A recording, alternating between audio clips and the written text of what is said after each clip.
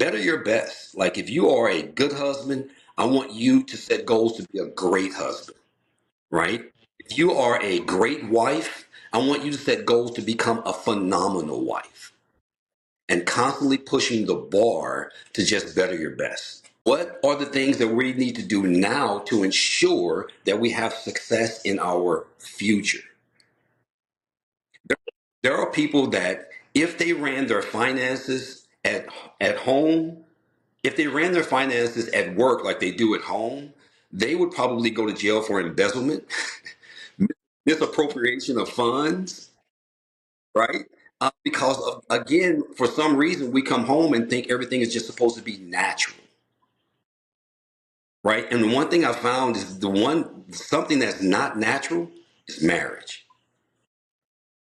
It's not just two people that look good together and you're just going to get married and then everything's going to, it requires work, and you have to be very intentional regardless of the income level that you're on. Turn this up, turn this up. Your professional development is one of the keys to your career success. When you combine your desire to grow with actionable steps, your journey to success becomes an incredible reality. Welcome to IncrediPaul Leadership, where we learn how to become the most incredible versions of ourselves by learning from each other. Today, I have the honor of having Evon Taylor on the show. He's a personal trainer who's been teaching cosmetology in the salon for the last 8 years and at Avita Institute for the last 9 years in Nashville. So that's just a little bit about you, Evon. But how about you introduce yourself the way you would do it? Beautiful. Thank you, Paul. And thank you again for having me. Absolutely. My name is Evon Taylor Jr. I'm the second of Evon. And I am a cosmetology educator. I've been doing it, as Paul mentioned earlier, in a school setting for the past 9 years. But overall, for about the past 17 years, I worked in salon beforehand. And then, of course, I transitioned into the school setting. Prior to that, however, though I am a cosmetologist, I'm a hairstylist by trade.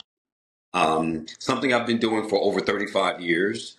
And in addition to that, I am also a personal trainer, something I've had an interest in for, I would probably say, since I was a child. But at the same time, my wife and I did our certifications a couple of years ago. Yeah, I'm enjoying the whole idea of being a personal trainer as well. Okay. So as far as what you're doing, is a personal training the newest part of what you've been doing? Yes, it is. Again, I've worked in a gym setting. I've worked with personal clients. Right now, I'm kind of taking a hiatus from doing personal clients and just really honing my skills. I'm going now into the nutritional aspect of personal training. And my wife and I were putting together our game plan, our vision for what does this look like for our future. That's remarkable to have a partner, your wife, to do this together. So did you all get your certifications together, or did you do it first and she did it? Like, talk me through how that even happened.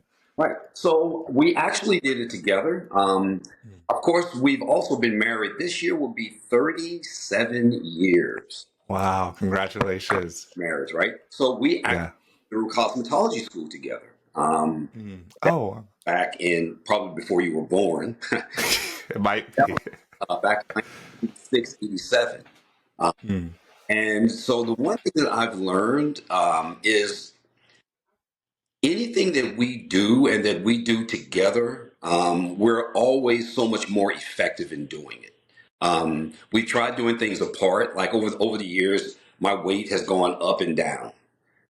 I've been as heavy as 280 pounds, and right now I'm like about 195. Right. Oh, wow. But when we first met, I was about probably 185. Right. So, Okay. of course, that's that 18-year-old body.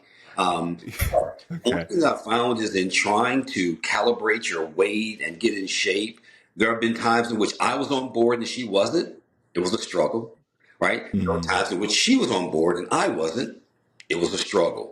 But when we both start going in the same direction at the same time, I can't tell you not only how much greater the success was, but also how much closer we became in that process, right? Hmm. So, and I liken what we've done with our weight loss with personal training, because of course we went through the personal training together, got our certifications together. But it was the same way with our marriage. Um, with our marriage, we basically was like, okay, we're going to divorce proof this thing, right? So if divorce, So how do you do that? Yeah, how do you do that? the first thing we did was we made divorce not an option. Hmm. So if divorce is not an option, then let's work on our marriage, like, and make it intentional. So Hmm. the first thing that we did was we joined a couples group, a couples ministry at our church, right? And then eventually became the leaders of the couples ministry. Wow. So we actually had to learn about all of those subtle nuances of relationships, the communication piece, um, the learning patience, learning how to define what love is and what it's not, and then putting those things into practice. I think one of the great things about both of us is that we're very authentic people. By that I mean we're not going to go out and profess one thing and teach something, and yet we're not living it. That's powerful. So one of the old adages that I heard a long time ago is, if you ever really want to become good at something, teach it. Mm, that's good.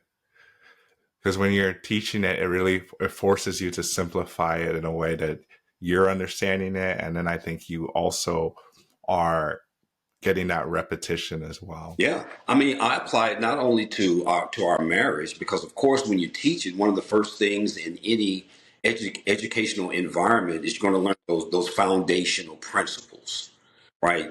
The things to build on. Um, it's the same way with me being a cosmetologist. Right? We didn't go to the best cosmetology school in the world. And I realized once I got into the marketplace how behind I was as far as my skill set was concerned. You Hmm. can have the greatest work ethic, you can be dependable, but you also have to have a particular skill set. So I had to really backtrack, and in doing so, I became an educator so that I could be a better stylist, right? So likewise, um, in learning how to be a personal trainer, has allowed me to really transform my body and my health as well, and work in that preventive maintenance. You know, earlier I talked about we decided we were going to divorce proof our marriage. Yeah, So we've taken our health in the very same way. There are a lot of things that can be prevented through exercise and through diet. But a lot of times either we don't know those things to do and those things not to do, or quite honestly, sometimes we just don't care. yeah, yeah. That's very true. There's a willingness as well as the knowledge to do something. Yeah, yeah. I deal with my students all the time. I look at it like I'm going to separate will versus skill, right? So my job is to make sure that you have the skill. After that, I'm going to test your willingness, right? And once I know that you have the skill and the willingness, then as a leader, I have to drive that willingness and create that environment that's going to be conducive to them growing. That's good. So you mentioned leadership, and a lot of the stuff you've been talking about are really the leadership type skills. The unity you were talking about with your wife, a lot of intentionality with divorce proof. So it seems like, and even when I met you a few months ago, that leadership is something that you're pretty passionate about. Is that a newer passion? Is that something that you've been passionate about for a while? Like, talk me through kind of your journey with leadership. Of course, like my journey with leadership has been kind of based on the starting point in any organization that I've gone in. And I used to say unfortunately, but I found that there's been so many benefits. I've entered most of the workforce with either a certificate of cosmetology and a high school diploma. So I didn't go into it with a secondary education. I didn't go to a junior college. I didn't go to a college. I don't have the master's degree or the bachelor's degrees. So I've entered in that entry level position. However, that entry level position and my work ethic has always allowed me to excel to a leadership position, right? Um, so I've I've had to like start at the bottom, right, and then work my way up. And Yeah. I found that that journey made me a better leader, a more compassionate leader, mainly because I understood what everyone under me was going through because I went through it. So once I'm in a leadership position, I can better empathize with what they're going through, so I can understand when when I need to press the button and no, and call them on BS. Why? Yeah. I did it, then I know. Yeah. Or when I Hmm. really need to be more empathetic and understand, okay, look, this is what they're going through. I went through it. Let me help them navigate through it. The biggest challenge that I have with other leaders that come in at the top level, they come in as leaders, is that what happens when you can actually perform the job and the position better than the person that they just put over you, right? And so that can be very frustrating. And I've learned how to be a positionless leader. Yeah. Talk me more about that. What does positionless leader Well, mean? so in those journeys and the various jobs that I've had, when I have come in at an entry level, for instance, I started out as a dishwasher, right? Hmm. I ended up as a sous chef. Oh, wow. Right, right. So I realized even as a dishwasher that that was just what I needed to do to get my foot in the door, but I was capable of doing so much more. Right. Then you excel and you get the position, and then you realize it's kind of overrated. You know, extra quarter or dollar or $5,000 or $10,000 a year that you're going to get sometimes it's not worth all of the extra time and commitment that's required from it, right? And you realize Yeah. that, you know what, I actually had more peace at this level than I did at this level, right? Wow. But at the same time, I ascended to the level of leadership because I had those traits, those qualities in the work ethic. I Hmm. decided I want to remove myself from that position and go back down. That doesn't relieve me of being a leader. And so I found myself sometimes being even more effective to the company, leading without a position, because now I can guide my peers from a peer point. Because if you've ever been in leadership, you know the rank and file, right? And so Yeah. Hmm. the people that you lead, you can't really befriend and be too friendly with and be an effective leader, right? Hmm. But when you're with your peers, you can still maintain those same leadership qualities and viewpoints and kind of support the leadership from a standpoint of Yes. authenticity. Yes. That's really powerful. I like how you explain that positionless leader. You know, John Maxwell talks about that leadership is influence and nothing more. And I'm sure you've seen it, there's so many people that they might have the leadership or management title, but they have very little influence, maybe because they just came into that title or because they've just been top down approach, like do as I say. And there's other people who don't have the position at all, like you were mentioning your experience. And when there's something that comes up, and if you're in a room or they come up to you or ask you questions because they really value your input, because they realize you're the person that's going to actually get things done, regardless of the position. I mean, even now, the one thing about being a male, and I'll be very transparent with you, being a Yeah. sexual male in a dominantly female environment is that I've Mm. had to subordinate myself to women, like a Mm. lot, right? And a lot of times, gender does play a role in how we lead and how we approach, especially crisis situations. So the one thing that I've Hmm. found is, regardless of their position and their title, whenever there's a crisis, I'm usually the person that they come and get, Wow. right? If it's Yeah. dealing with a difficult student, dealing with a difficult guest, dealing with a difficult parent, dealing with a difficult um, partner that we may have, whether it's a salon owner, they're usually coming to get me and look for me for insight, leadership, and then again, those things that males bring to an environment, which is security, protection, Mm. all of those kind of things. So I Mm. kind of lend that aspect of my leadership to them without holding it over their head, without making them Mm. feel indebted, right? Yeah. So how do you balance that? Because I think it can be a delicate balance to have the security but not making them feel indebted. Is there some intentionality There there? is. And one of the things for me is just wanting to be my best me. And to do that, I have to be Mm. very honest with myself, right? So in Mm. those particular things, I've had to really learn to put my ego in its proper place, right? Mm. Because one of the things, as far as being a male, an ego is a part of our personality. There is no getting Yeah. around. Yeah, it's a pretty big part. That's something that my wife and I, whenever we're having conversations or even counseling couples, we really help both the male to understand that one, you have an ego.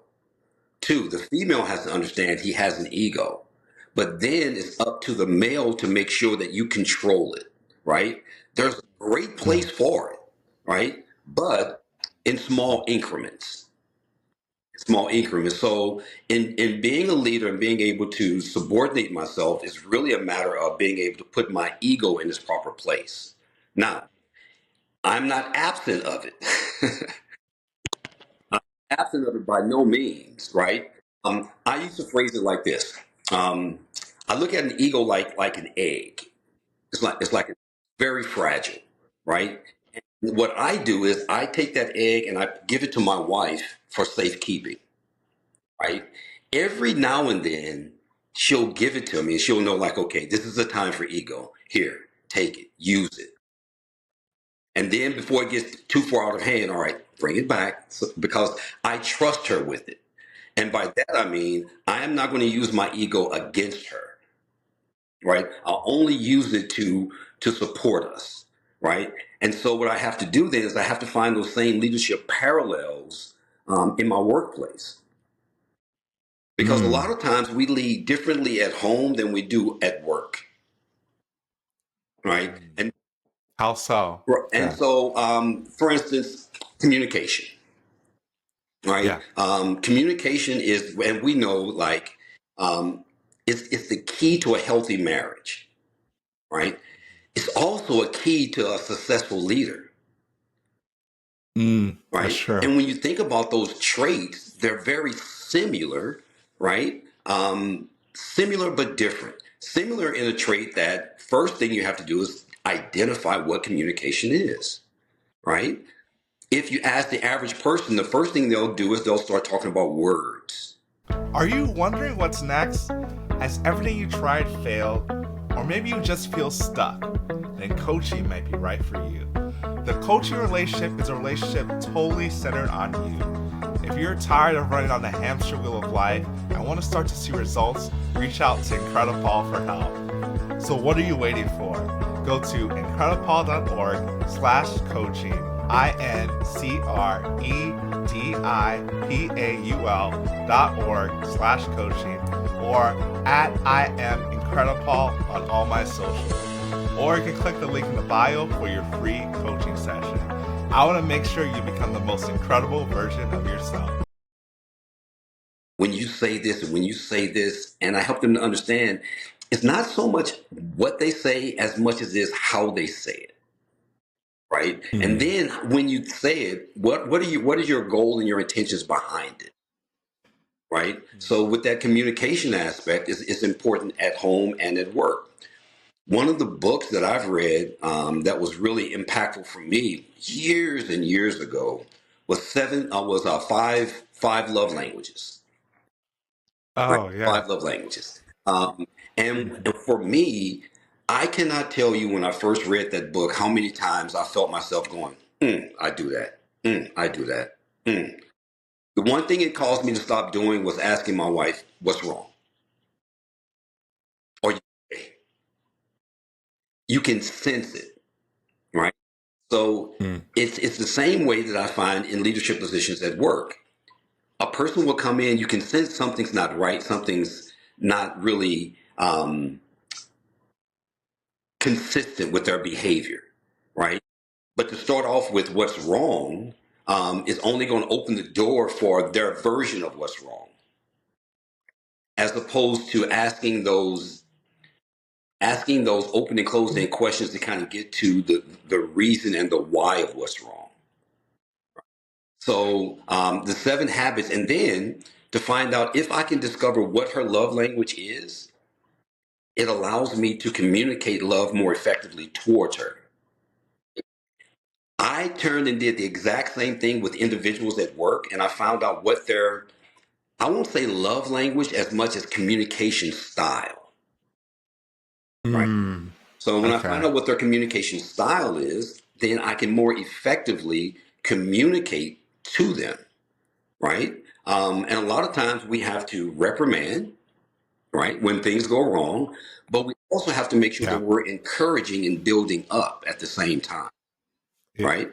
I I think Yeah. most men will start out with trying to encourage and build up their significant other with gifts. I cannot tell you how many years I spent trying to show my wife I love her by buying her stuff, right?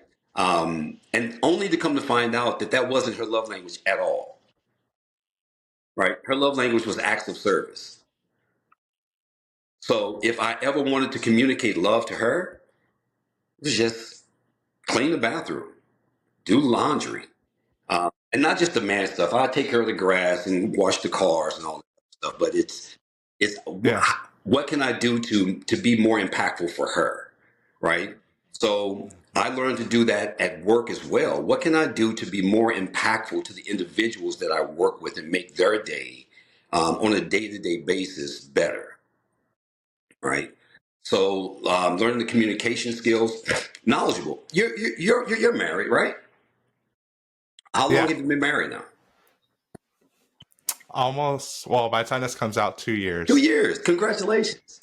Oh, Thanks. now this is usually when they say the honeymoon phase is beginning to kind of end, right? And I will tell you, Yeah. never let it end. Never let it end. Never let it end. Constantly keep everything nice and fresh.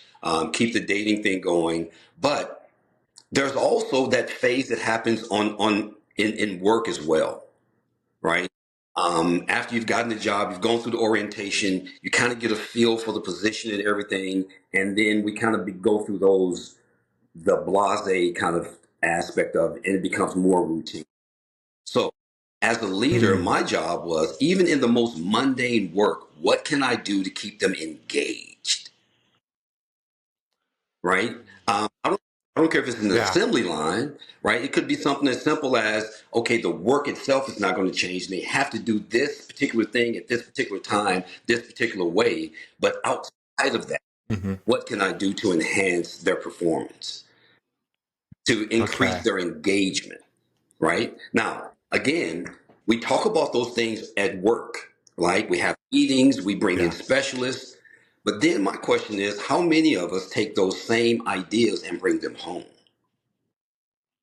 How many of Wow. us think about what can I do to make my wife more engaged in her role, more engaged in the relationship, being more intentional, right? So that brings me to another book that I absolutely love, which is 7 Habits of Highly Effective People, right? Right? Love And, that book and that's as one of well. those begin with the end in mind, right? Where do you want to end up? Let's begin. And if you know this is where you want to end up, what do we say? Happy wife,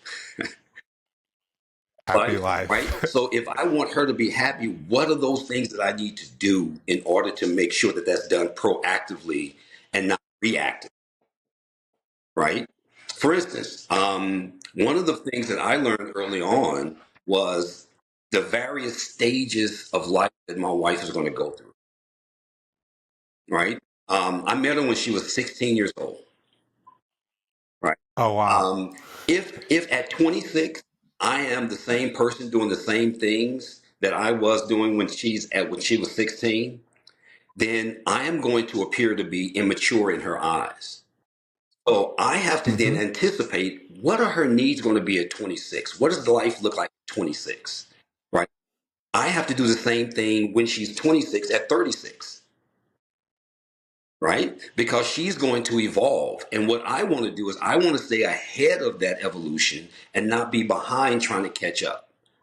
So that when the menopause, when the different things as far as life, going into the 30s and you're not as young as you used to be, right? Not as old as you're going to be.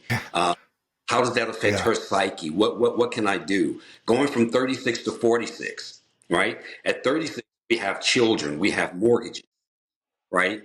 How can I keep that engagement? How can I anticipate her needs at that point in time? Right?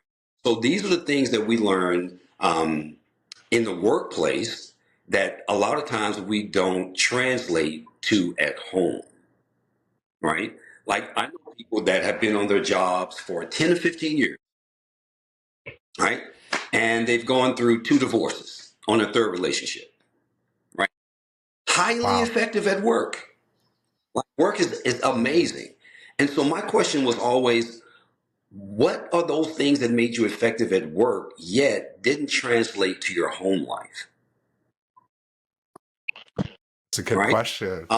And so I've actually asked those questions before, and I've really learned from a lot of those individuals that I have developed a very intimate relationship with, and they were willing to share some of those things.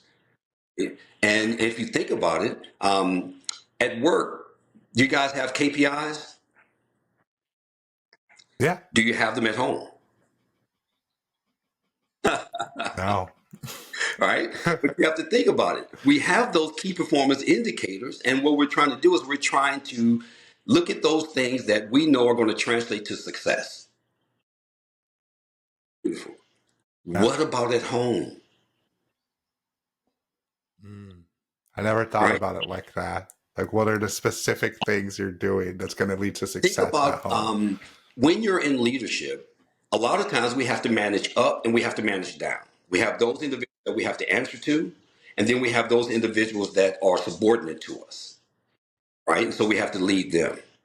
So my thing is we have to do that because we speak through those key performance indicators down to our staff to make sure that we are meeting the expectation to those who are above us. Right? So I think about what's above us is our future. So what are the things that we need to do now to ensure that we have success in our future? There are people that Wow. if they ran their finances at home, if they ran their finances at work like they do at home, they would probably go to jail for embezzlement, misappropriation of funds, right? Mm. Because of, again, for some reason, we come home and think everything is just supposed to be natural, right? And the one thing I found is something that's not natural is marriage.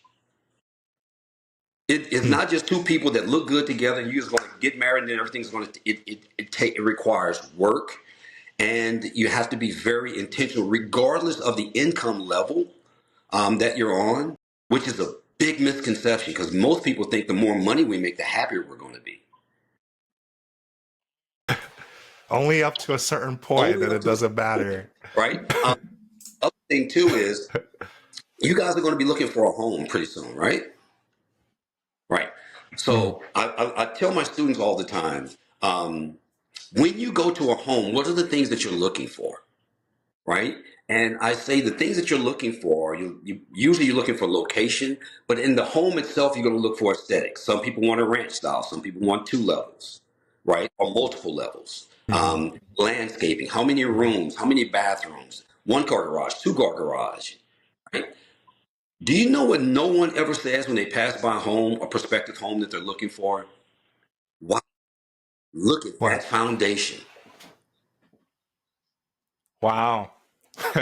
No one It's goes a through good and point. says, look at the So, foundation that home was built on, right? And you can't tell unless you go inside the home, this beautiful Victorian home, and then all of a sudden you see a crack going up along the ceiling, right? Now built this beautiful home on a poor foundation. So my thing is build both homes, your work home and your private home, with solid foundation. But it starts with those same things that we learn on our jobs, as far as how we structure the things that we do. Right? I'll give you another example. Communication. How many times do you communicate as a leader to your team? You're going to have meetings with your superiors. You're going to have meeting with your peers, other leaders on your same level. Then you're going to have meetings with those that are under you. Right? And the meetings that you have, all of those are going to be slightly different, right? They're going to be Yeah. scheduled, right? With your team, Hmm. you may have daily huddles. Right? Going to disseminate this information. These are our goals for the day. Remind you of this. Remind you of this. Boom. How many meetings do you have with your wife?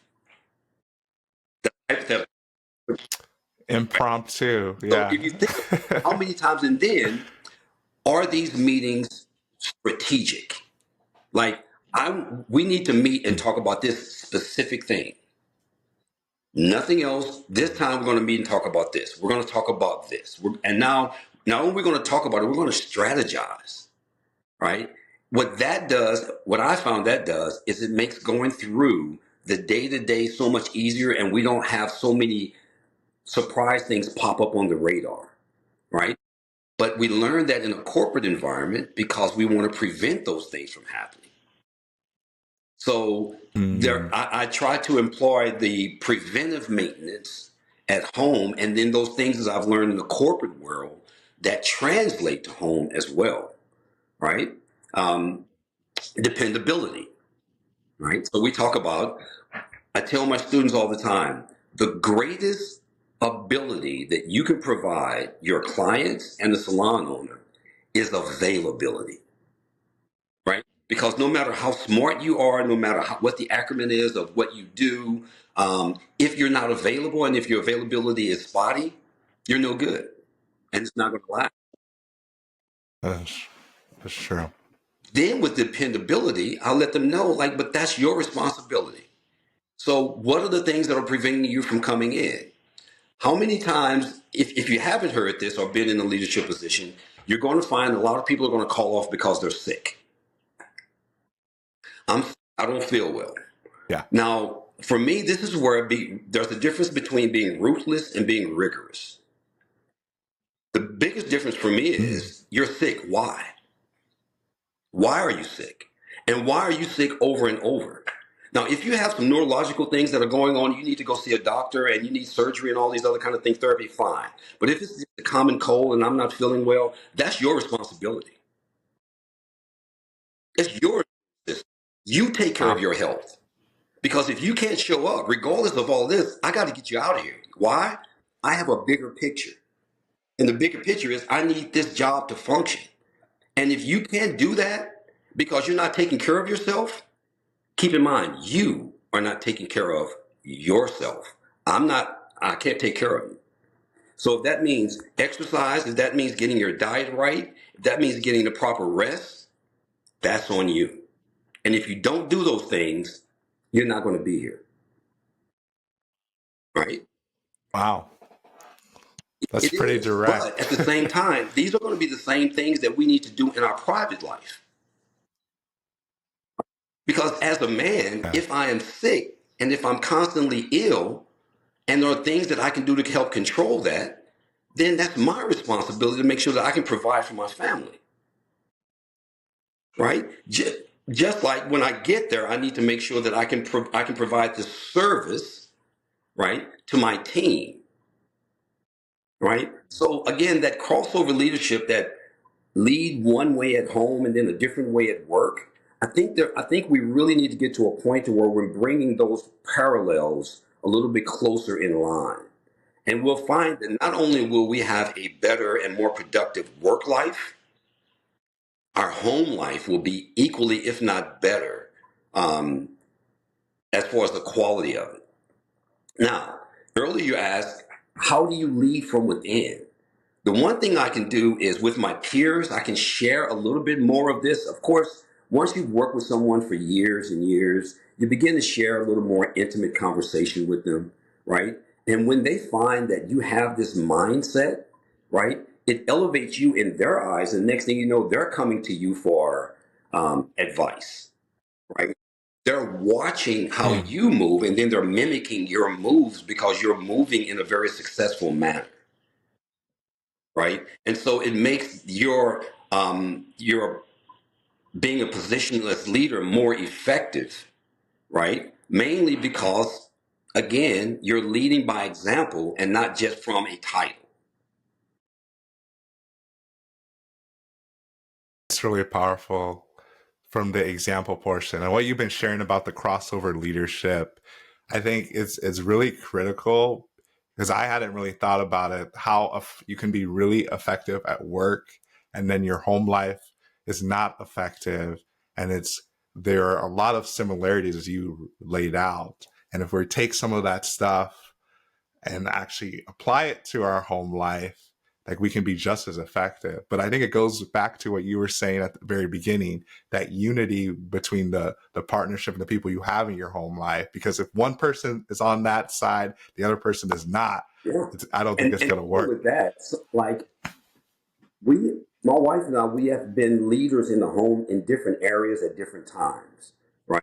And the one thing that I found Okay. is she has influenced a lot of my decisions just by her behaviors, right? She wasn't, babe, you need to do Mm. this, and babe, you need to do this, and babe, you need to do this. She just did it. And then I was able to like watch her success and her progress. And for me, I'm like, oh, you're not going to leave me behind. Is this what you're eating? Then fix it, fixing 2 meals, right? Eat this and you this. I want to Okay. eat what you're eating because I want to get what you're getting, Mm. right? And then there are Yeah. times in which we've just sat down before and said, hey, look, we need to just like abruptly stop going in this direction and go in this direction, right? So now, one of the biggest things that I found, the riskiest gift I ever purchased my wife was a membership to the YMCA for Christmas. Oh, wow. So you got that for Christmas? And if you ask her, she will tell you to this day, it is the best gift that I've ever given her. Right.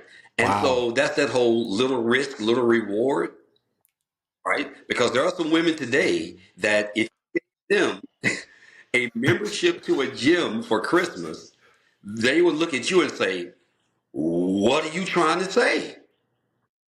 Right. But I had to tell her what I was trying to say. Right. Now, let me put that in proper context because I don't want Yeah. anybody else to think about this and be like, you know what? I know what I'm going to get. Right. Hold on. Hold on.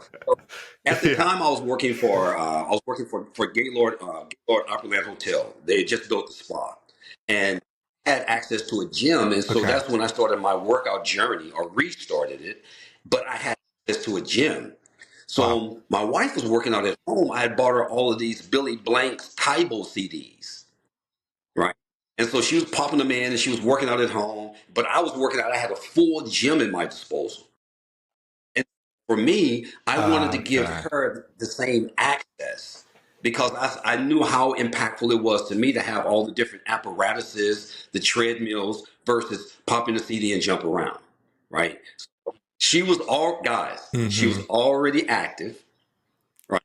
In that, so I was trying to add to it. It's not like she was just at home watching Netflix and watching movies, and I was like, "You need a gym." I think context is very important to that particular story. Yeah. But moving in the same direction at the same time is so much more impactful.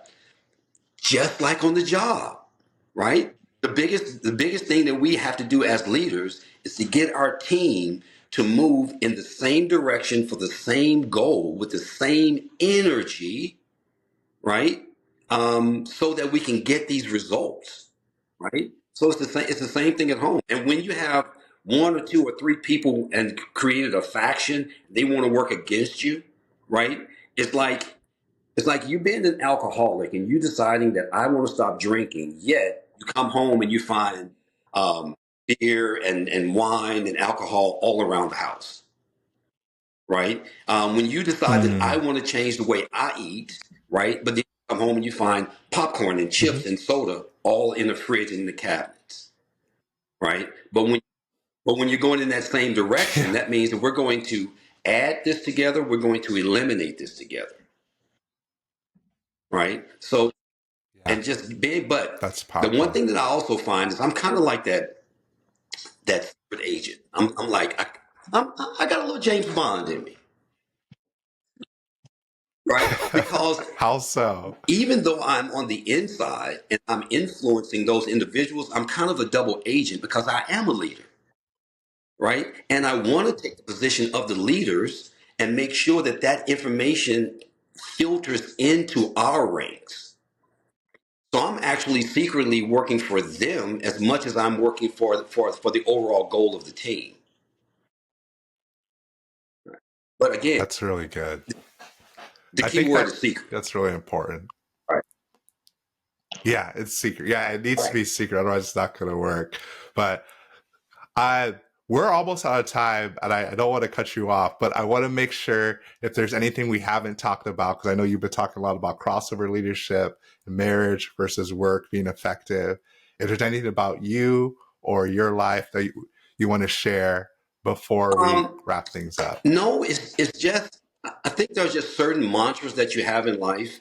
And one of the mantras that I stick to the most and the closest is wanting to better my best, to be my best, right? And so no Be matter your what I was best. doing last year, sometime even last month, if I'm doing the same thing, to me that's hitting that wall, that stagnant, just becoming too content, right? So in my marriage, in my work life, in my exercise life, right? Because anyone that's exercise, know you're gonna plateau it, so you have to better that best.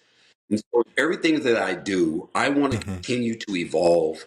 And so I think the biggest thing, if there's any message, is just better your best. Like if you are a good husband, I want you to set goals to be a great husband, right? If you are a great wife, Mm. I want you to set goals to become a phenomenal wife and constantly pushing the bar to just better your best. I really like that. Better your best. And that really goes along with the theme of this podcast, becoming the most incredible version of yourself, bettering your best. It's been really great having you on, talking about your journey in personal training and in cosmetology. And I messed it up at the beginning. I said 9 years, but it was 9 years in one place and then 8 years in another, 17 years, and then 35 years total in the industry, but I like 17 years teaching it. So phenomenal teacher. Don't, Or because a lot of times when you start doing all that math, it just reminds me of how old I am. my math. So to forget the math, I'll stick back to the 9 years. But it was really great having you on the podcast, Evon. I think I might have to have you on again. I can tell there's a lot more that we could talk about and dive into, just in just leadership in general and then in marriage as well. But I guess is there any way you want people to connect with you if they have any questions or anything like that? No, I'll tell you what. The one thing in bettering my best that I'm doing now is building my social media profile. Of Okay, course, I come from the radio era, fair enough. right? So this is like my next hurdle. So what I Okay. do is I'll look forward to our next encounter. Mhm. And at that point in time, I'll definitely have all of those. Sites and entry points and ways of connecting more effective and actually set up at that point in time. So I'll look forward to it. Absolutely. If there's any help, I can just let me know. I'm on social media way too much, so I'll try to cut back and be more intentional. I've been better about being intentional about being on there, not just scrolling. But yeah, really great having you on. And for everyone else who's been listening, you can also watch the podcast as well on YouTube. But thank you for your support.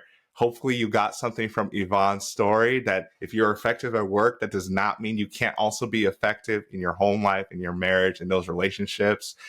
I think what it comes down to is really being intentional about those, whether it's the communication aspect or really looking at what those key performance indicators are in your home life as well as your work life. But thanks for listening and keep being incredible. And thank you, Paul, again for having me. Absolutely. Be sure to rate and review this podcast on your favorite podcast listening platform. We'll see you here next time. And be incredible. Incredible.